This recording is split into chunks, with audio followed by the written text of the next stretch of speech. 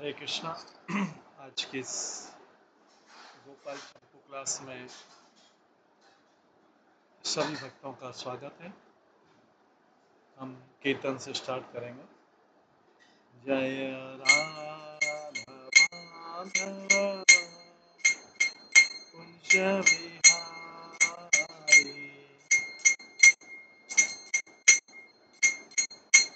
जय गोपी जन वल्लभ गिरिवरधारी,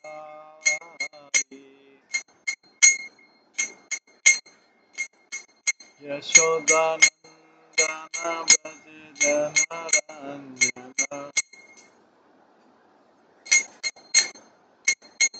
यमुना राधारी,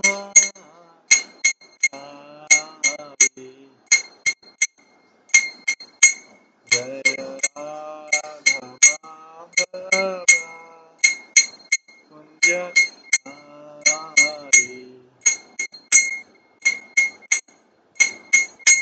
हरे कृष्णा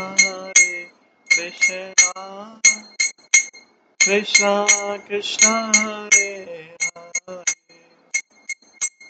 हरे राम राम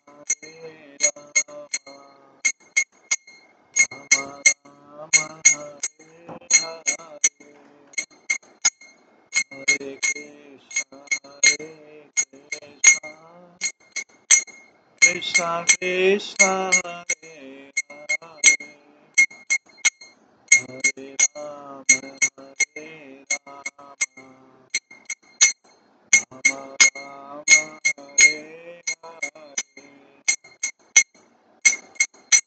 हरे कृष्णा कृष्णा कृष्णा हरे हरे, हरे राम राम राम हरे हरे,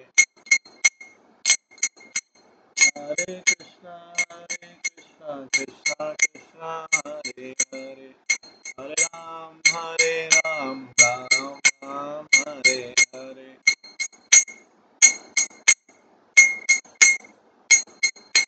जय राधा गोविंद राधे, जय राधा माधव राधे, जय गौरानिताय जय गौरानिताय, गौरानिताय जय गौरानिताय, जय जय प्रभुपाद प्रभुपाद जय जय प्रभुपाद, निताय गौर हरि गौर हरि गौर हरि गौर, निताय गौर हरि। श्री श्री राधा गोविंद देव की जय, श्री जगन्नाथ बलदेव सुभद्रा महारानी की जय, श्री श्री गौर निताय की जय, श्री प्रभुपाद की जय, सभी भक्तगणों की जय। हरे कृष्ण।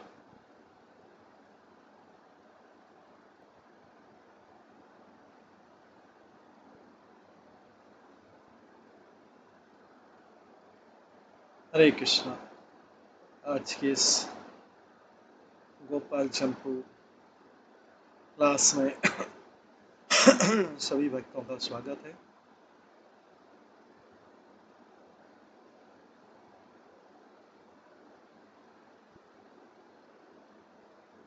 कल हम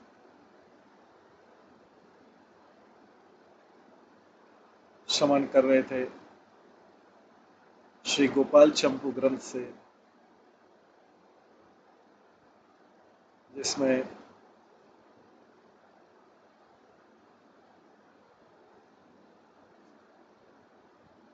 वृंदा देवी और पूर्णमासी का वार्तालाप चल रहा है।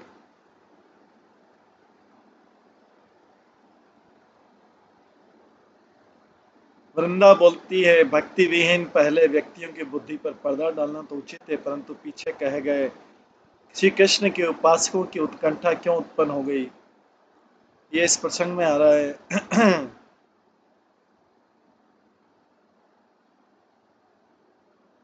ये डिस्कशन चल रहा था कि कृष्ण ब्रज में गए नहीं गए दंत वक्र को मारने के बाद में, सारा डिस्कशन चल रहा था।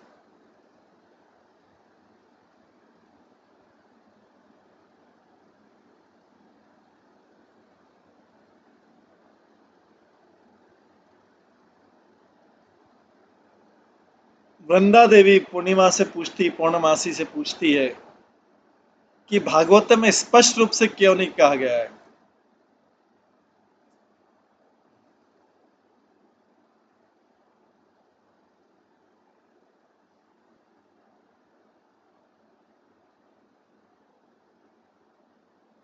पूर्णमासी बोलती है जो श्रीमद् भागवत में उसको विज्ञ जन श्री कृष्ण के भक्तों में शिरोभूषण स्वरूप कहते हैं, यही वही श्रीमद् भागवत अपने गूढ़ रहस्य को स्पष्ट कहने को प्रवृत्त नहीं होता। स्पष्ट कहने को प्रवृत्त न होना भी जो व्यक्ति गर्व की स्थिरता से अपने को स्वतंत्र मानने के कारण दूसरे अनेक प्रकार की संपत्तियों की कामना के अधीन है, अतः श्री कृष्ण से उदासीन उन व्यक्तियों की बुद्धि को ढकने के लिए एवं जो व्यक्ति विशुद्ध प्रेम से अपने को ब्रजवासी जन मानकर श्री कृष्ण की उपासना करते रहते हैं और जो श्री कृष्ण के विशिष्ट निज अभिष्ट के श्रवण से रहित हैं, उन प्रेमी भक्तों को विशेष उत्कंठित करने के लिए है यह श्रीमद् भागवत, ऐसा मानना चाहिए।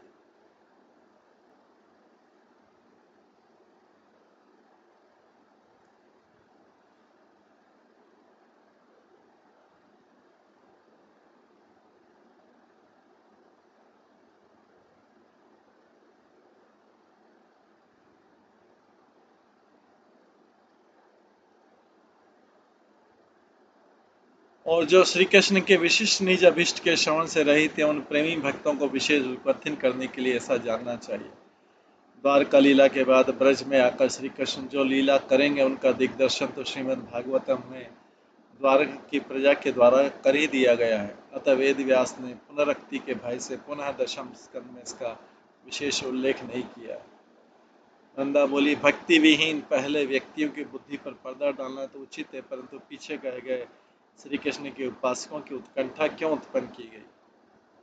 पूर्णिमासी बोलती, पति के स्थानापन्न हुआ प्रेम जब उत्कंठा रूप पत्नी के साथ मिथुन भाव को धारण करता है, तभी श्री हरि का संग नामक अंगज मतलब पुत्र प्राप्त करता है। दूसरे समय में नहीं, तात्पर्य उत्कंठा रहित प्रेम से श्री हरि का मिलना नहीं हो पाता। अतः श्रीमद् भागवतम जो है भक्तों की उत्कंठा को बढ़ाता रहता है।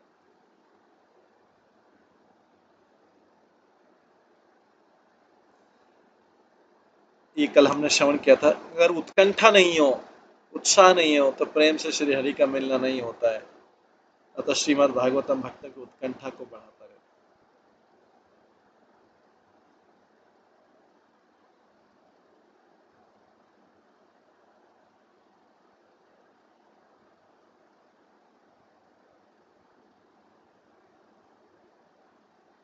वृंदा आनंद के कारण बहुत देर तक निश्चित भाव से स्थिर होकर बोली, कंस को मारने वाले श्री कृष्ण का द्वारकापुरी से ब्रज में आगमन का यह अतिशय मंगल श्री कृष्ण के जन्म से लेकर कितने वर्षों तक हुआ।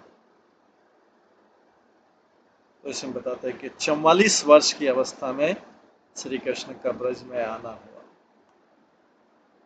ये कल हमने श्रवण किया था।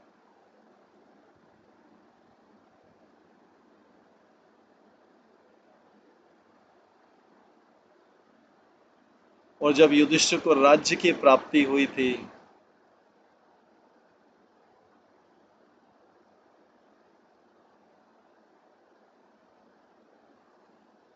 तब श्री कृष्ण की आयु 57 वर्ष थी और युधिष्ठिर की 60 वर्ष।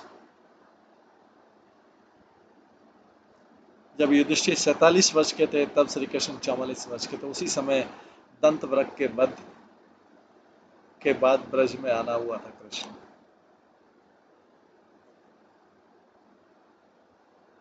11 वर्ष ब्रज लीला की थी और उसके बाद 33 वर्ष बाद कृष्ण पुनः ब्रज में आ गए थे, मतलब टोटल 44 वर्ष। ये सब कल हमने श्रवण किया।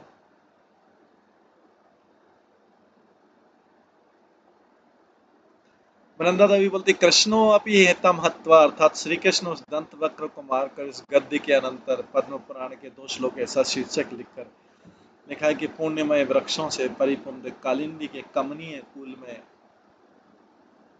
श्री कृष्ण गोपांगना के साथ निरंतर क्रीड़ा करते रहते हैं और श्री कृष्ण ने गोप वेश धारण करके इस ब्रज में रमणीय क्रीड़ा सुख से ही विशेष प्रेम रसपूर्वक 2 महीना वास किया।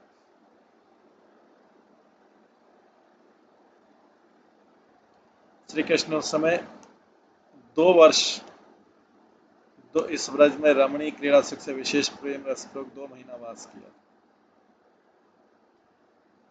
आनंद वरदा ने इन दोनों श्लोकों का तात्पर्य पूछा। पूर्णिमा बोली देखो गोप नारी भी इस पद में नर शब्द से नर शब्द से नरयो वृद्धिश्च वार्तिक से जाति अर्थ में स्त्री प्रत्यय का विधान होने के कारण श्री कृष्ण ने गोप जाति के स्त्रियों के साथ क्रीड़ा की अर्थ जानना चाहिए, किंतु गोपों की विवाहित स्त्री के साथ क्रीड़ा की अर्थ कदापि नहीं समझना चाहिए। इस अर्थ में प्रमाण जैसे श्रीमद् भागवत में देवहूति को उद्देश्य बनाकर श्री कर्दम जी के प्रति श्री भगवान के वाक्य में ऐसा देखा जाता है कि यह ब्राह्मण कर्दम व नृप वधु अर्थात वधु शब्द स्त्री जाति मात्र का वचन होने से वो राजकन्या स्वेच्छापूर्वक शीघ्र तुम्हारी सेवा करेगी।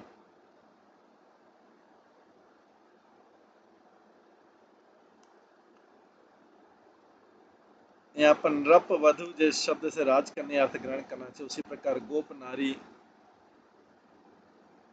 शब्द जो है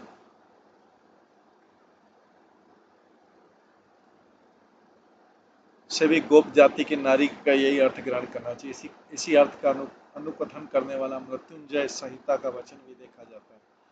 जैसे मोतियों के हारों से शोभायमान स्तुल एवं ऊंचे स्तनों के भार से विनम्र शरीर वाली हजारों गोप कन्या को जो निरंतर मोहित करते रहते हैं, उन कमल नयन श्री कृष्ण का रमणीय वृंदावन में स्मरण करना चाहिए।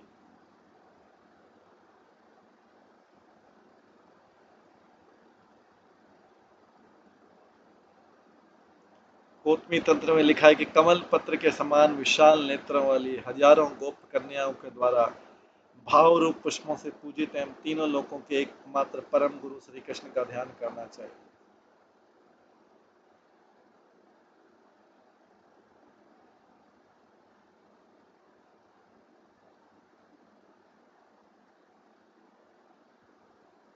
और ब्रह्मा की परिमित रात्रि के बीच जाने पर या बाह्य ब्राह्म मुहूर्त के हो जाने पर श्री कृष्ण से अनुमोदित हुई गोपियां इच्छा न होने पर भी अपने अपने घरों को चली गई रास के अंदर।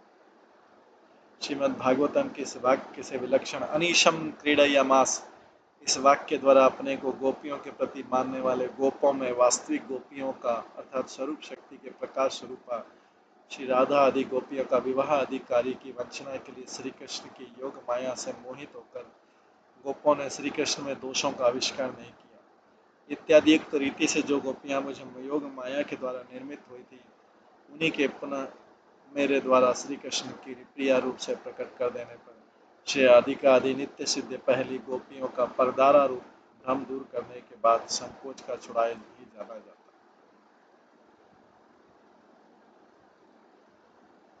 वह संकोच का छुड़ाना भी श्री कृष्ण में अवश्य जान लेना चाहिए, क्योंकि श्री कृष्ण में जो सब गुण है वे लज्जा के अनुगत ही कहे जाते हैं।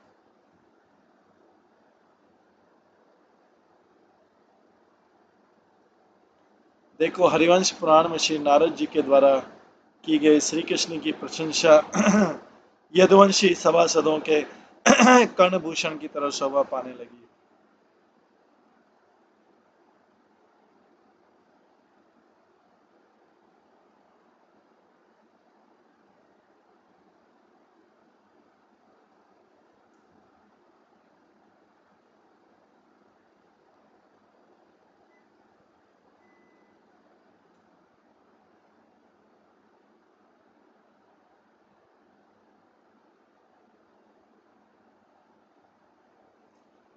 जिस व्यक्ति में लज्जा है उसमें शोभा संपत्ति स्थिति, और जिसके निकट संपत्ति रूप लक्ष्मी रहती है उसमें नम्रता भी रहती है, किंतु महात्मा श्री कृष्ण में लज्जा लक्ष्मी विशेष नम्रता तीनों रहते हैं।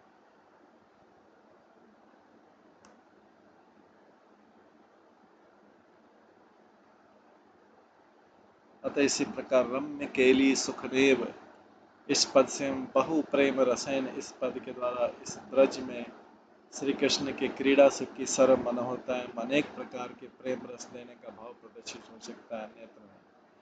और इसी प्रकार जो गोप अपने को श्री राधिका आदि के पति मानते थे, उनमें श्री कृष्ण के मथुरा जाने से पहले श्री कृष्ण में दोष दर्शन का जो अभाव योग माया के द्वारा संपादित किया गया था, वह श्री कृष्ण के महान विरह के द्वारा जिनका रहस्य प्रकट हो गया, उन गोपियों के ऊपर भी समाप्त हो सके।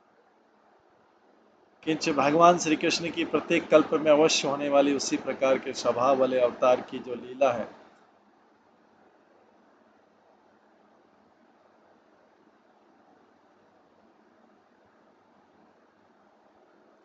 उसने श्री कृष्ण की प्रीतमाओं के प्रेम भाव को प्रकाशित करने के लिए, श्री कृष्ण के परिजनों को अनुरक्त करने के लिए खेलते खेलते जनक नंदिनी श्री सीता की तरह गोप कन्याओं की श्रेणी में श्री कृष्ण की नित्य कांताओं इस प्रकार के ज्ञान को यद्यपि ढक दिया था, तथापि वो लीला उन गोपियों को लोकोत्तर प्रेम को छिपाने के लिए समर्थ न।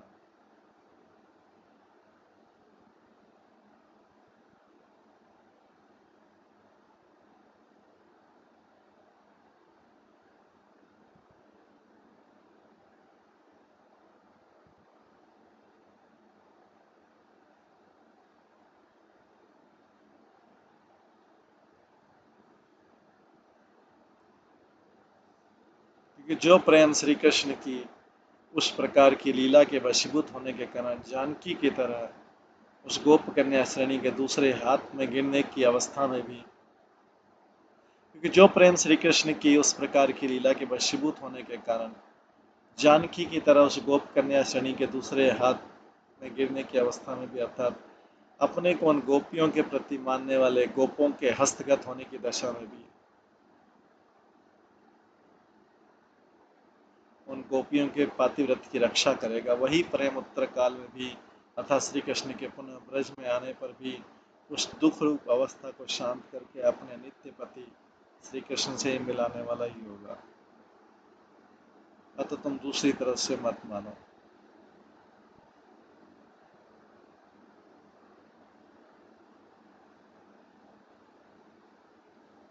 देखो, जो व्यक्ति इस प्रकार जिस प्रकार अर्थात जिस भाव से मेरी शरण में जाते हैं, मैं उनको उसी भाव से अंगीकार करता हूँ। जो व्यक्ति जिस प्रकार था जिस भाव से मेरी शरण में जाते हैं, मैं उनको उसी भाव से अंगीकार करता हूँ। इस प्रकार गीता में श्री कृष्ण का जो वचन प्रसिद्ध है, वो वचन गोपियों के संबंध में तो ये गोपियाँ श्री कृष्ण से भिन्न दूसरे की पत्नी है, इस प्रकार के भाव को दूर करने की रचना पूर्वक श्री कृष्ण से मिलने के लिए संगत होता है। और ये यथा माम प्रपद्यन्ते, इस वाक्य में श्री कृष्ण को यही कहना अभिप्रेत है कि भक्तों का मनोरथ जिस प्रकार का होता है, मेरा आकार उसी प्रकार का प्रकट होता है।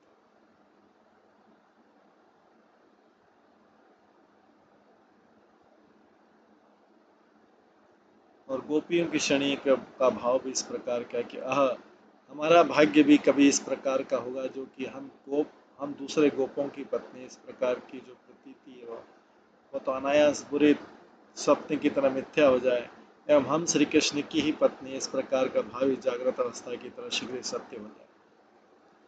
क्योंकि इन श्री कृष्ण परम पुरुष में अनुराग करने वाली स्त्रियों की उसी प्रकार की रीति अर्थात श्री कृष्ण को ही अपना पति मानना भाव को दूर रहने दो, किंतु श्री कृष्ण से भिन्न अन्य जार पुरुष में अनुराग करने वाली स्त्रियों का भी पत्नी भाव सदैव अभिष्ट है। और देखो, उन्हीं गोपियों के द्वारा अभिप्रेत वस्तु जैसे अरे गोपियों, इस वंशी ने कौन सा अपूर्व पुण्य किया है,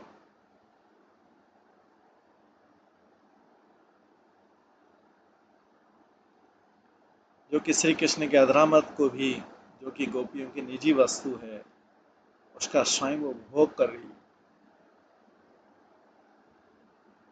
इस श्लोक में वंशी की प्रशंसा के बहाने महानुरागिणी गोपियों ने अधरामृत पान की लालसा से वंशी होने की प्रार्थना व्यंजित की।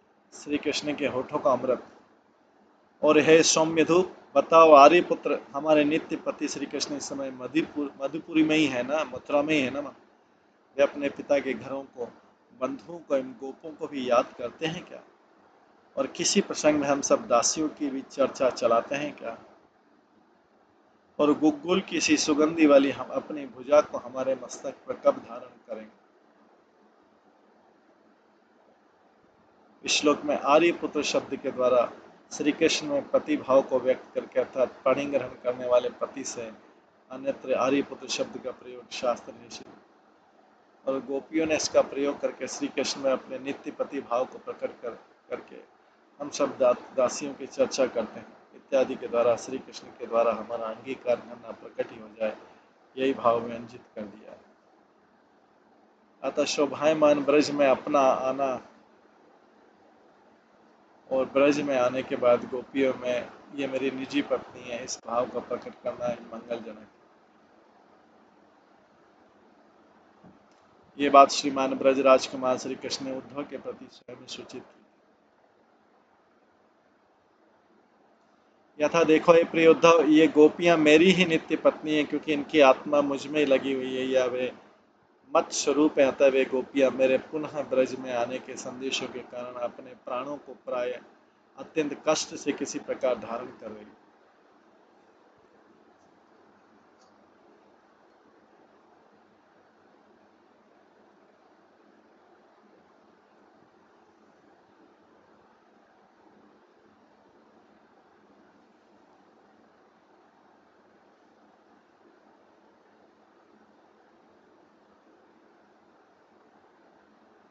श्री कृष्ण के वचन उन गोपियों में निज पत्नी भाव को एवं निज पत्नी भाव में भी तदेक स्वरूपता को अर्थात श्री कृष्ण के साथ तादात्म्य भाव को और इतने पर भी बहुत दूर स्थित होने के कारण विस्मृत अनुताप की परिपूर्णता को तथा श्री कृष्ण के पुनः ब्रज में लौट आने को भी विश्वास युक्त कर रहा है। और ऐसी स्थिति में उन गोपियों में जैसे विरह की असह्यता है, उसी प्रकार ये गोपियां परिकियां हैं, इस प्रकार के भाव की प्रसिद्धि की असह्यता को भी विख्यात करें। अतः उस परकीय भाव की ख्याति को भी उस विरह से भी अधिक दुखदायी नहीं जाना। अतः मैं श्री कृष्ण की गोपियां दूसरे गोपों की पत्नी है,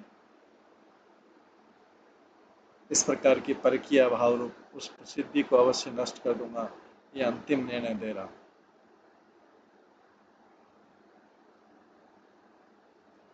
वृंदावली, आपने जिस विषय पर विचार किया है वो सब गोपियों का संरक्षण होगा, वही सब गोपियों का संरक्षक होगा। पूर्णिमा बोली, श्री कृष्ण ने पूर्णिमा मतलब पूर्णमासी, अब श्री कृष्ण ने जिनके अधरों का आस्वादन लिया है एवं जो महालक्ष्मी को भी जो भाव है वह तो केवल मायामय हो सकता है, किंतु श्री कृष्ण एवं गोपीगण उन दोनों में भक्ति से रहित व्यक्ति यदि उस परोक्षिष्ठा रूप दुर्दशा को सत्य मानते हैं तो भले मानते रहें। हाय खेद, देखो श्री कृष्ण इन गोपियों के भक्त उस दुर्दशा को स्थिर रूप से चाहते हैं, हम सुनते हैं क्या? अपितु नहीं। वृंदा ने पूछा, यदि दंत वक्त को मार कर श्री कृष्ण का 2 महीने तक ब्रज में वास हुआ तो इस प्रकार शोभ सालों एवं दंतवक्त को मारकर श्री कृष्ण द्वारका में प्रविष्ट हुए इत्यादि श्रीमद् भागवतम के वाक्यों को देखने से श्री कृष्ण की प्रतीक्षा से रणरंग में सम्मिलित हुए यदुगुणों के साथ ही द्वारका में प्रवेश किस प्रकार न्याय से युक्त हो सकता है।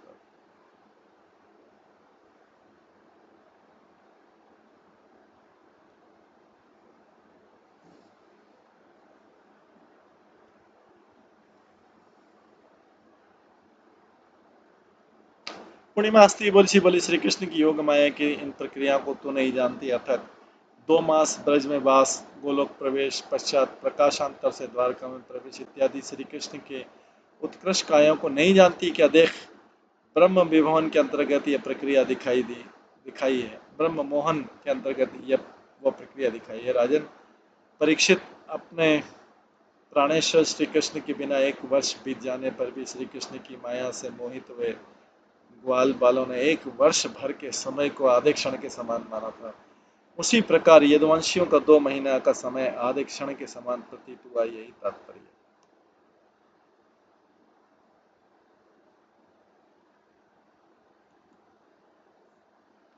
वृंदावली, तब ब्रज में आकर श्री कृष्ण ने बहुत दिनों तक जो कार्य किया उसको द्वारका वासियों ने नहीं जाना क्या?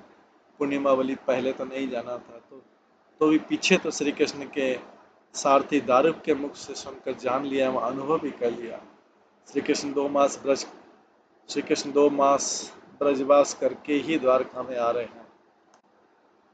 इस प्रकार के ज्ञान से ही द्वारका की प्रजा ने श्री कृष्ण के प्रति, हे कमल प्रभु, आप अपने प्रिय सूर्यदेव को देखने की इच्छा से जब कुरुदेश या मथुरा देश में जाते हैं, तब आपके विरह में एक क्षण भी करोड़ों वर्ष के समान प्रतीत होता था, इत्यादि कहा।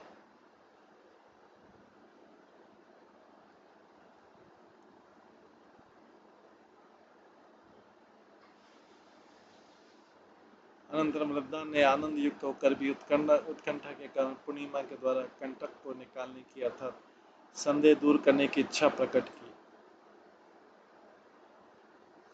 यथा एक कमल नयन, आप जब कुरु देश मथुरा प्रदेश जाते हैं, इत्यादि वचनों की रीति से एम श्री कृष्ण दंत वक्र को मारकर 2 मास ब्रज में रहे। इस नीति के अनुसार श्री ब्रजराज कुमार का ब्रज से दोबारा द्वारका जाना उपलब्ध होता है। पूर्णिमा बोली,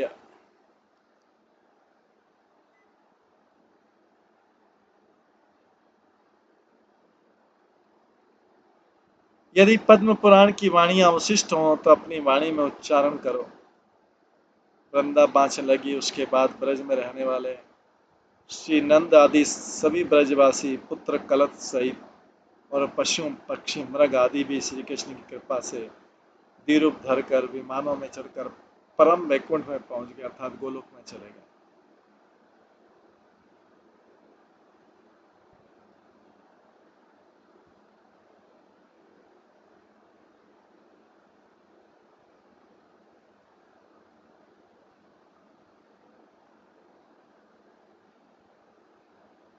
श्री कृष्ण तो श्री नंद जी के ब्रज में रहने वाले सभी प्राणियों को अपना निरोग गोलोक नामक स्थान देकर आकाश में स्थित देवगणों के द्वारा प्रशिष्ट होकर द्वारका में प्रविष्ट हो गए।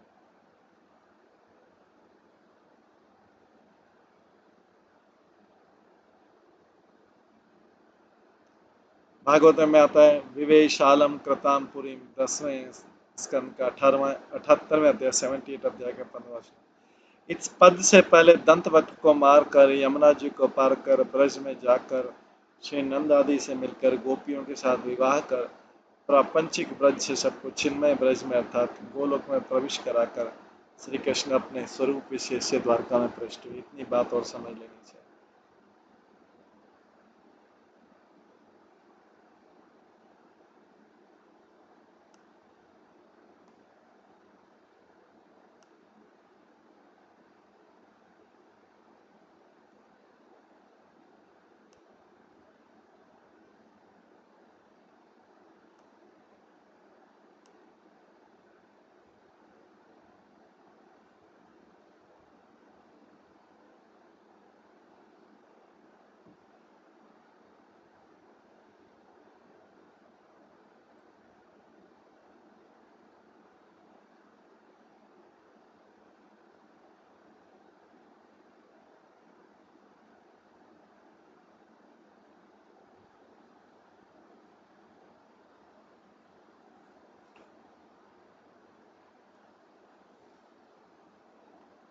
वृंदा पुस्तक को पुनः देखकर बोली कि श्री कृष्ण का निजी स्थान ही महागोलोक नामक है और वो सभी लोगों के ऊपर विद्यमान है। इस विषय में ब्रह्म संहिता का वचन भी दिखाई दे रहा है।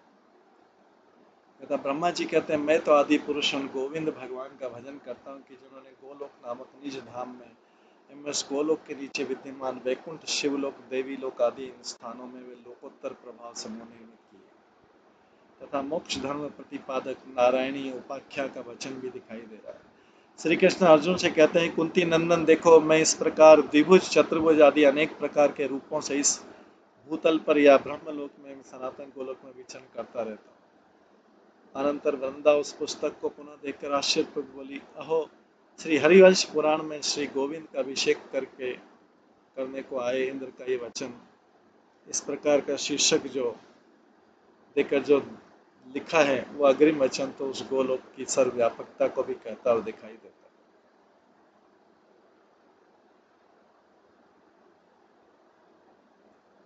तथा इंद्र श्री कृष्ण से बोला, है प्रभु, श्री कृष्ण उस ब्रह्मलोक एवं वैकुंठ लोक के भी ऊपर गोलोक विराजमान है।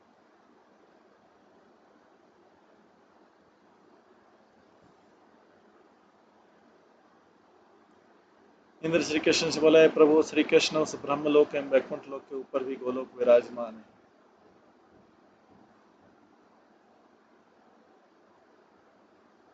सिद्ध साध्य गण उसकी रक्षा करते हैं। वो गोलोक सर्वव्यापक है और वो महाआकाश में विद्यमान होने के नाते सबसे बड़ा है, किंतु आपकी तपोमयी गति तो उस लोक में भी सर्वोपरि विद्यमान है, जिस गति को हम सब देवता ब्रह्मा जी से बार बार पूछते हुए भी नहीं समझ पाते। किंतु हे भगवती पूर्णिमा, आप उस पूर्वोक्त वचन को स्पष्ट कर दीजिए। पूर्णिमा बोली, साध्या इस पद का अर्थ है साधितुम योग्य। इस व्यर्थ उत्पत्ति के अनुसार हम सब के प्रसन्न करके योग्य जनों को साध्य कहते हैं। सर्वगत पद का अर्थ है कि वह गोलोक श्री कृष्ण के विग्रह की तरह अचिंत्य शक्ति के होने के नाते विभु है और सर्वव्यापक होने पर भी उस गोलोक की सर्वोच्चता उस प्रकार के उपासकों को उसी प्रकार की स्फूर्ति होने के कारण जानी जाती है। और आकाशस्थ लिंगा, इस ब्रह्म सूत्र के न्याय से महाकाश निर्गुण ब्रह्म को कहते हैं और गोलोक महाकाशगत है। इसका तात्पर्य कि वह गोलोक उस निर्गुण ब्रह्म के अनुभव के ऊपर भी अनुभव करने योग्य, अर्थात ब्रह्म सुख की अपेक्षा भी गोलोक का सुख बहुत ऊंचा है। और तपोमयी गति का अर्थ है परम ईश्वरतामयी, और याम न विद्यम से भाव निकलता है कि दुर्गेय होने के कारण श्री कृष्ण की उस गति को अर्थात स्वरूप को ब्रह्मा भी अच्छी प्रकार प्रकाशित नहीं करता।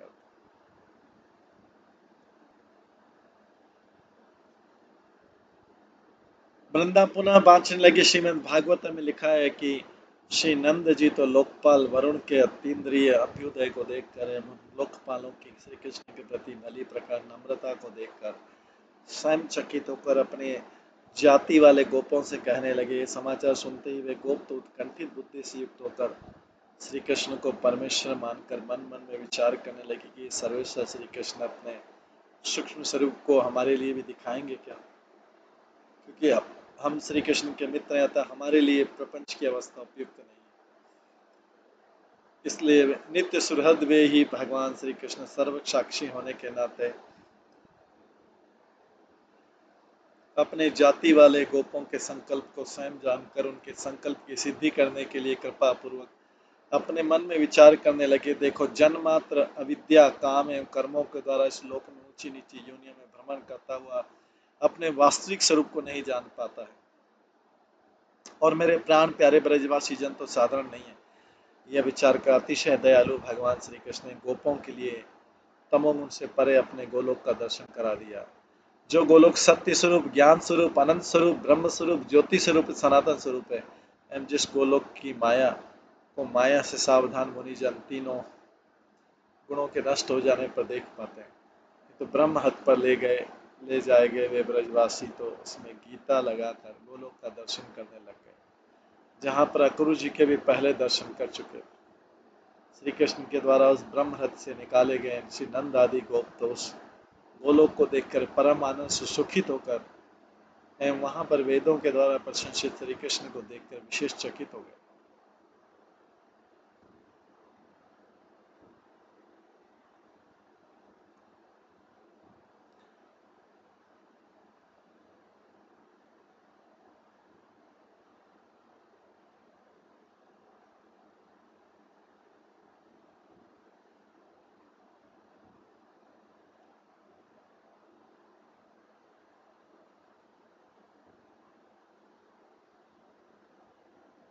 एवं जिस गोलोक को माया से सावधान मुनिजन तीनों गुणों के नष्ट होने जाने पर देख पाते हैं कि तो ब्रह्म हद पर ले जाएंगे ये ब्रजवासी तो उसमें गोता लगाकर गोलोक का दर्शन करने लग गए, जहाँ पर अक्रूर जी भी पहले दर्शन कर चुके थे। श्री कृष्ण के द्वारा ब्रह्म हद से निकाले गए श्री नंद आदि गोप तो उस गोलोक को देखकर परम आनंद से सुखित होकर वहां पर वेदों के द्वारा प्रशंसित श्री कृष्ण को देखकर विशेष चकित हो।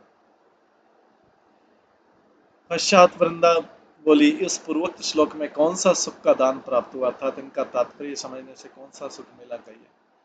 पूर्णिमा बोली, इस प्रकार गोलोक नामक जो अपना स्थान है उसको ने ब्रजवासियों का स्थान होने के नाते उन्हीं के दृष्टिगोचर कर दिया, वही लोक उनको भी दे दिया।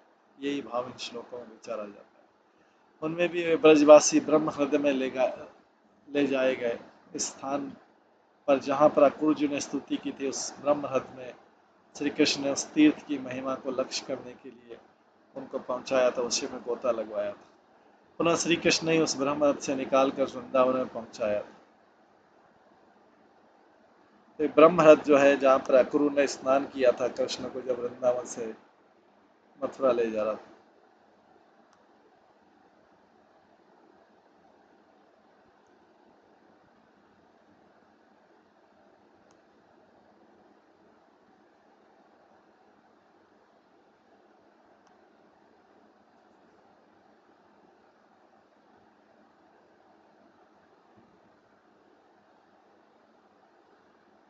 क्योंकि उस वृंदावन में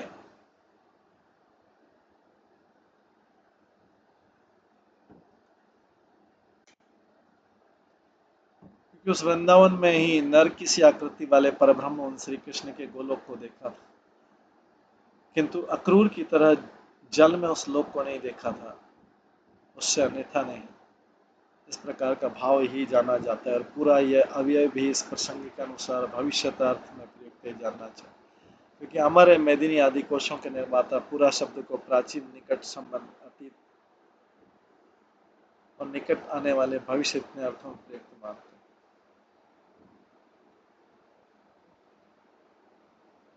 श्री ब्रजराज का ये ब्रज एवं वृंदावन रूप जो श्लोक है, वो पर व्योम वैकुंठ आदि रूप वाला नहीं है, किंतु ब्रह्म संहिता आदि सदग्रंथों ने जिसका यश प्रचारित किया है, उस अप्राकृत गोलोक कैसे स्वरूप वाला ही है।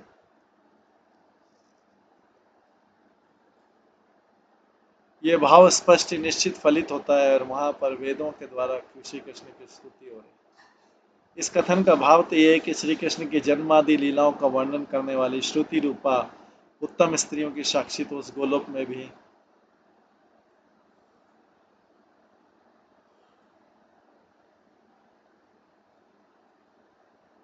अपने आगे स्फूर्ति पाने वाले श्री कृष्ण में नंद आदि के केवल पुत्र भाव आदि को जताने के लिए।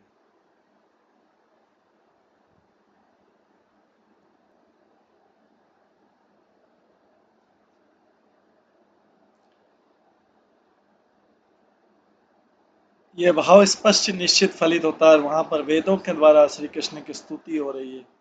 इस कथन का भाव तो यह है कि श्री कृष्ण की जन्म आदि लीलाओं का वर्णन करने वाली श्रुति रूपा उत्तम स्त्रियों की साक्षी तो उस गोलोक में भी अपने आगे स्फूर्ति पाने वाले श्री कृष्ण में श्री नंद आदि को के केवल पुत्र भाव आदि को जताने के लिए।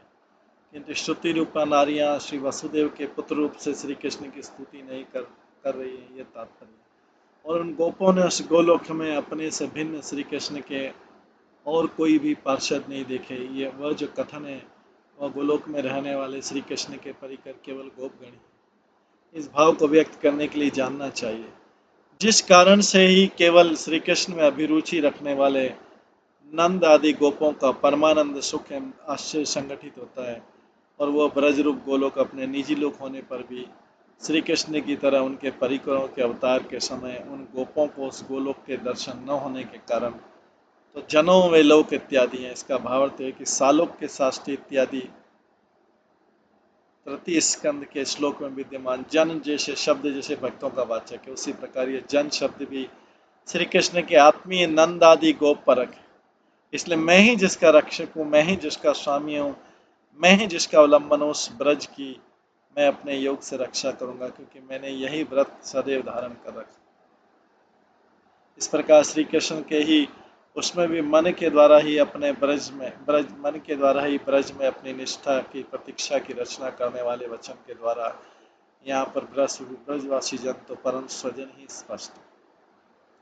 यदि जनों में श्लोक वाला जन शब्द साधारण जनवाची होता तो कृष्ण की कृपा सर्वजन व्यापिनी अर्थात जन मात्र का स्पर्श करने वाले हो जाते, और अनेक योनि में भ्रमण करता हुआ जन अपने स्वरूप को नहीं जान पाता, ये बात भी संगत न होती।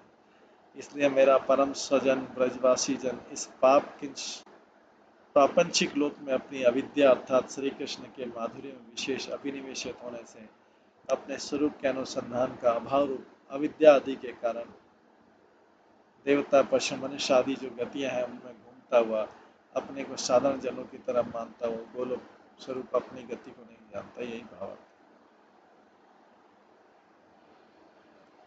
इसे न जानने में कारण तो इस प्रकार श्री नंद आदि गोप श्री कृष्ण बलदेव की कथा को हर्षपूर्वक करते हुए एवं क्रीड़ा करते हुए सांसारिक वेदना को प्राप्त नहीं कर पाए। इस कथन के अनुसार मेरी लौकिक लीला शक्ति ही अर्थात सांसारिक जनों की तरह जो मेरा लीला कार्य है वही इस अज्ञान में कारण है। उस अपनी गति को न जानने के कारण ही श्री नंद जी वरुण जी के अतीन्द्रिय ऐश्वर्य को देखकर चकित हो। इस प्रकार का वचन संगठित होता है, इसलिए जो उनको सखी स्थान उन गोपों को दिखाया जाता है उनके पीछे उनके लिए समर्पित कर दिया, यही भावार्थ समझ में आता है।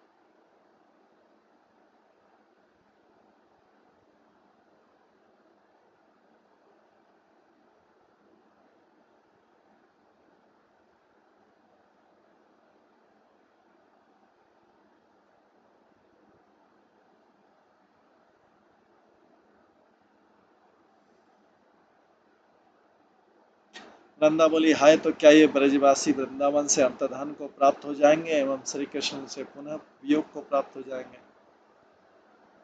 पूर्णिमा बोली, यदि इस पुस्तक में और कुछ हो तो बाँच दो। वृंदा बोली, अब इस पुस्तक में वराह पुराण के वचन ऐसा लिखकर कुछ और भी सिद्धांत संग्रहित। यथा उस समय वृंदावन में पंडित जन भी एक महान आश्चर्य देखते हैं कि कालिया हृदय के पूर्व की ओर एक परम पूजित कदम वृक्ष है, विशाल लोचने व 100 शाखा वाला एवं पुण्यमय तथा उसकी सुगंध नासिका को तृप्त करने वाली।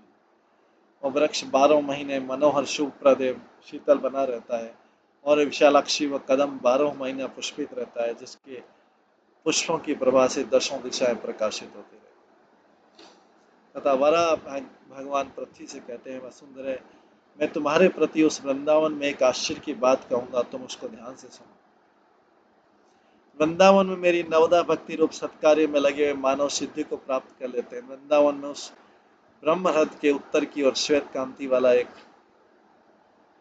अशोक वृक्ष है। यह वृक्ष वैशाख मास के शुक्ल पक्ष की द्वादशी के दिन मध्याह्न में पुष्पित होता है और मेरे भक्तों को सुख देता है, किंतु पवित्र भक्त के बिना उसको कोई भी नहीं जानता। इस श्लोक में तस्य पद का अर्थ है उस ब्रह्मरथ के है। एक अकर पूर्णिमा अपना बोली, उस पुस्तक में और कुछ भी है क्या कर बंदा आनंद पूर्वक बोली, स्कंद प्राण मधुरा माध्यम में और कुछ लिखा है था। अनंतर वृंदावन परम पवित्र और वन की अधिष्ठात्री वृंदा देवी के द्वारा वो सेवित। श्री कृष्ण वहाँ पर सदैव रहते हैं और ब्रह्मा रुद्र आदि देवों से सेवित है। और श्री कृष्ण चंद्र बलराम जी के सहित बछड़ा बछड़े एवं ग्वाल बालों से गिरकर उस वृंदावन में सदैव क्रीड़ा करते।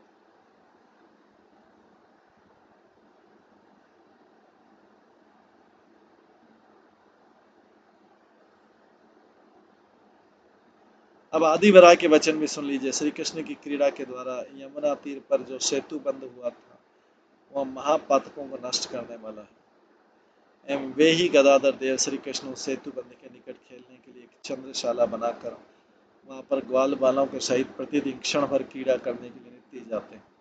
अतः गौतमी तंत्र में इस विशिष्ट उपदेश दिया गया कि बुद्धिमान का कर्तव्य है कि जब तक श्री कृष्ण का दर्शन प्राप्त हो तब तक वृंदावन में वास करता रहे।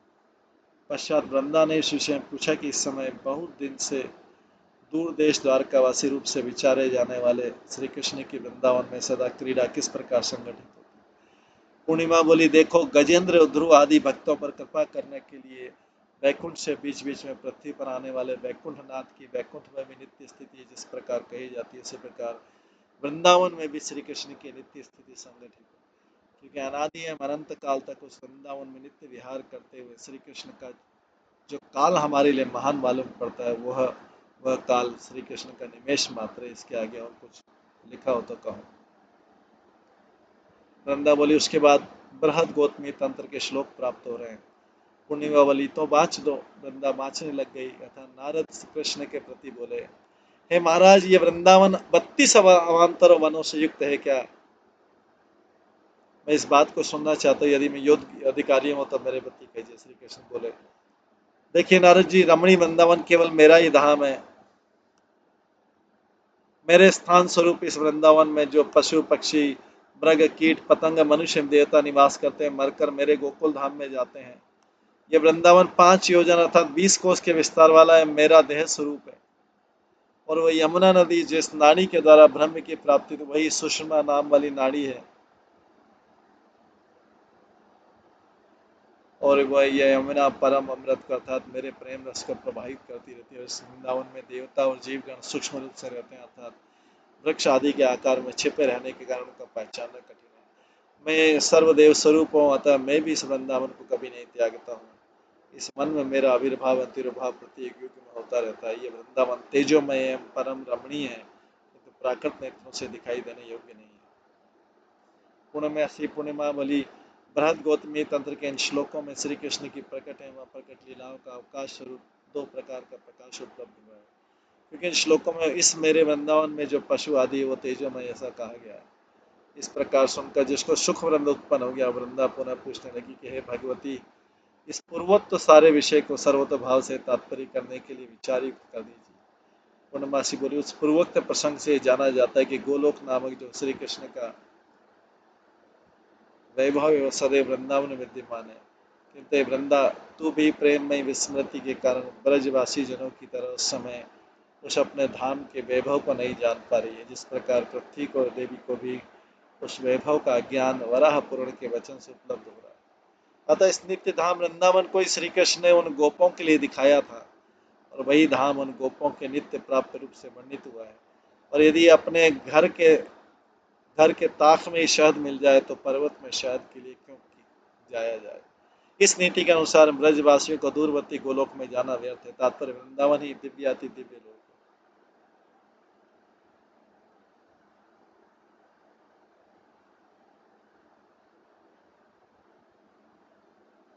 वृंदा बोली, आपका कथन सत्य एवं परम सत्य, क्योंकि गोलोक एवं वृंदावन इन दोनों की अभेद रूप से व्यवस्था की रचना करने वाला हरिवंश पुराण एवं उसी के प्रसंग के संगत इंद्र का वचन भी इस पुस्तक में दिख रहा है।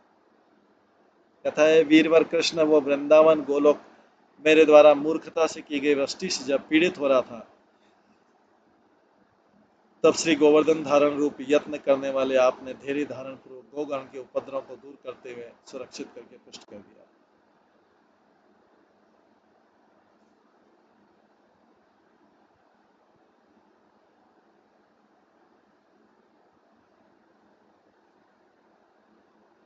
किंतु इसी प्रसंग में कहे गए तत्रास्थानंदादय इत्यादि पद्म पुराण उक्त जो दो गद्य हैं उनकी भी विशद व्याख्या कर दीजिए, क्योंकि उन गद्यों के पढ़ने से तो गोलोक वृंदावन से भिन्न ही प्रतीत होता है।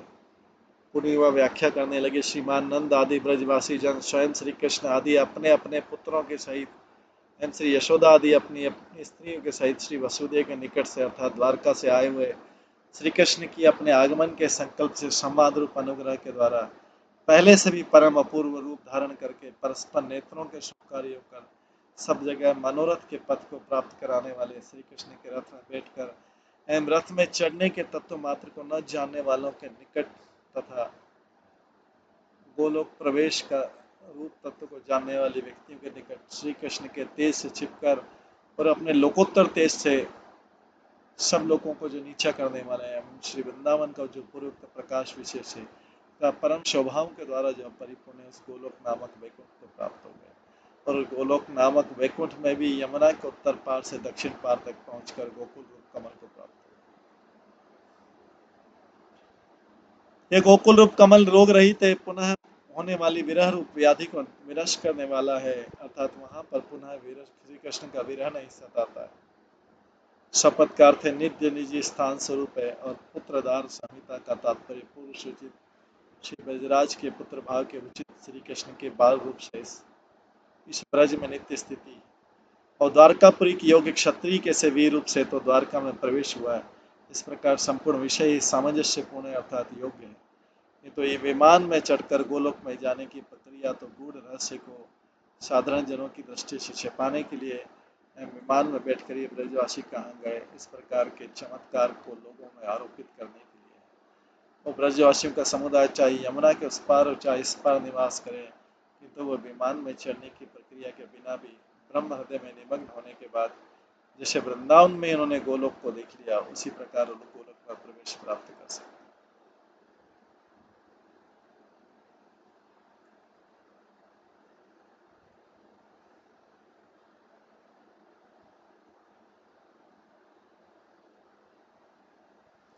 वे श्री कृष्ण द्वारका से आकर इस ब्रज को यदि पुनः अपना अधिष्ठान नहीं बनाते तो इस ब्रज में जन्म लेने का आनंद, प्रतिक्षण अवस्था की शोभा का संग्रह, परस्पर स्नेह की वृद्धि, सब लीलाओं की पूर्ति, सर्वत भाव से विरह होना एवं उस विरह की सांत्वना, ये सब बातें विरस हो जाती तथा सर्वथा व्यथा हो जाती।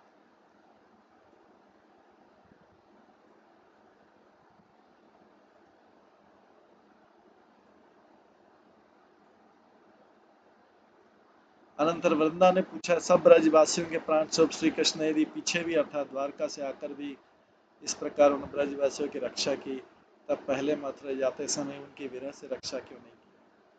पूर्णिमा बोली, रस की पुष्टि के लिए प्रत्येक कल्प में इसी प्रकार निरंतरता को प्राप्त होने वाले श्री कृष्ण लीला के निश्चय के द्वारा स्थापित किए हुए उस विषय को भी पूछते हुए आपसे अपनी उत्कंठा ये मेरे कानों के निकट स्थापित कर दी, किंतु श्री सुखदेव आदि मुनियों के द्वारा उस जिसमें लालसा का संचार स्थापित कर दिया। श्री कृष्ण भगवान की जन्म आदि उन लीलाओं के क्रम की व्यर्थता भी तो समर्थन करने योग्य नहीं है, क्योंकि श्री सुखदेव जी ने भी मथुरा आदि में गमन वर्णित किया है, अर्थात श्री कृष्ण की सभी लीलाएं समर्थन करने योग्य। कारण श्री कृष्ण का जो प्रवास मात्र है वो पुनः श्री कृष्ण के ब्रज में आने से उत्पन्न हुए सुख को पुष्ट करने के धर्म से युक्त है एवं स्वयं श्री कृष्ण के निकटवर्ती सुख को देने वाला है। उस प्रवास मात्र के बिना रस की पूर्ति यदि ब्रज में प्राप्त हो जाती तब तो प्रवास मात्र ही संगठित न होता, क्योंकि वियोग के बिना समृद्धिमान संभोग का अभाव ही रहता। इसलिए ब्रज रस की संपत्ति के लिए प्रवास मात्र की भी चाहना करनी चाहिए। अतः श्री कृष्ण ने स्वयं भी इस प्रकार कहा कि सखियों देखो, मैं तो अतिशय अनुराग बढ़ाने के लिए मेरा भजन करने वाले प्राणियों का भी सेवन नहीं करता हूँ, तात्पर्य उनका अनुराग बढ़ाने के लिए उनसे दूर है।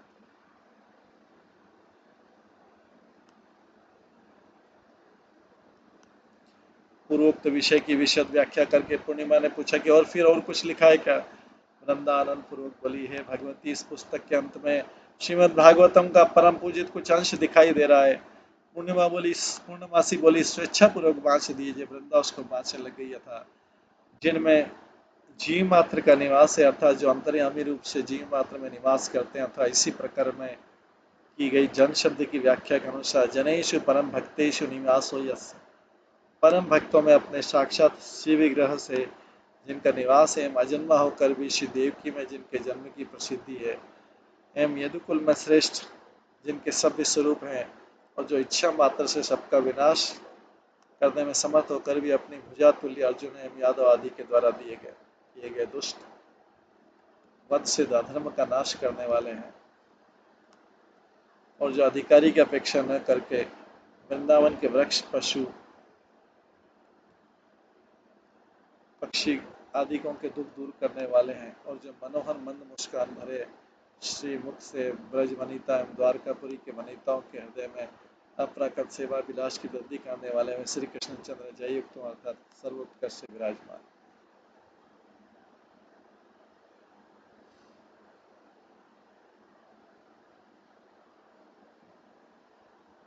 पूर्णिमा बोली, इस श्लोक पर मेरी व्याख्या इस प्रकार है कि श्रीमद् भागवतम के दशम के अंत में विद्यमान श्री सुखदेव जी के जयति इत्यादि वर्तमान काल के प्रयोगों से भरा हुआ जो सिद्धांत है, वो द्वारका में, वृंदावन में श्री कृष्ण के विरह को दूर करके नित्य विहार को ही कह रहा है।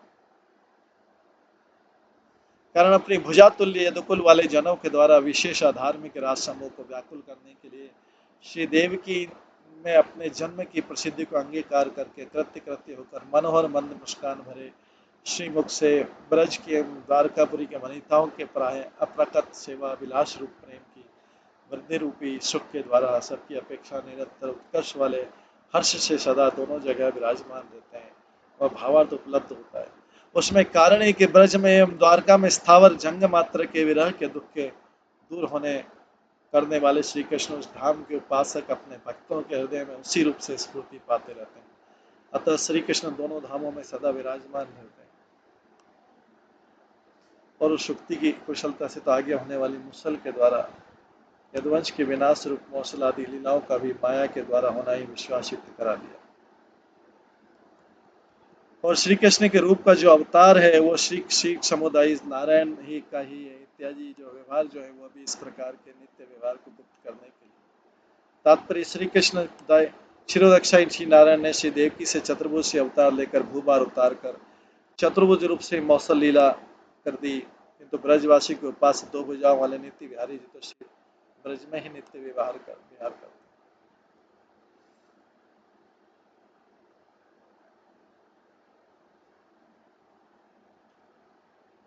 उसके बाद वृंदा भागवतम के 2 श्लोक पढ़ने लगी। श्री सुखदेव जी ने कहा, राजन परीक्षित देखो, श्री कृष्ण के द्वारा त्यागी के द्वारका समुद्र ने तत्काल डुबो दी, किंतु भगवान श्री कृष्ण के भवन को छोड़कर, कारण भगवान मधुसूदन उस भवन में नित्य सन्निहित रहते हैं और भवन स्मरण कर दे मात्र से समस्त अशुभों का हर्ष करने वाला एवं सर्व प्रकार के मंगलों का भी मंगल स्वरूप।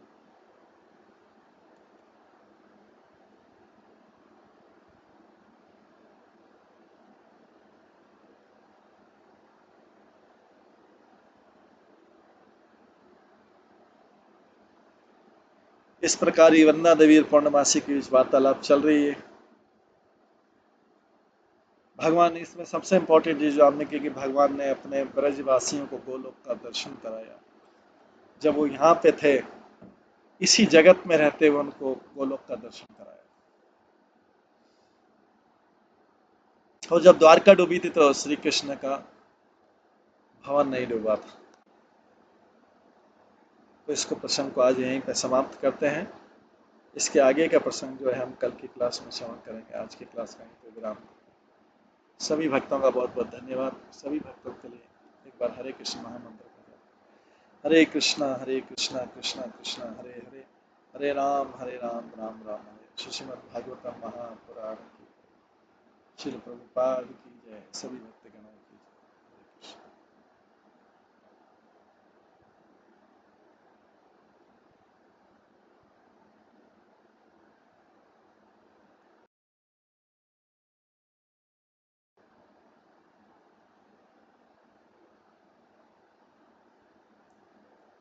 श्री श्री गोपाल चंपू ग्रंथ की जय। श्री जीव गोस्वामी की जय। श्रील प्रभुपाद की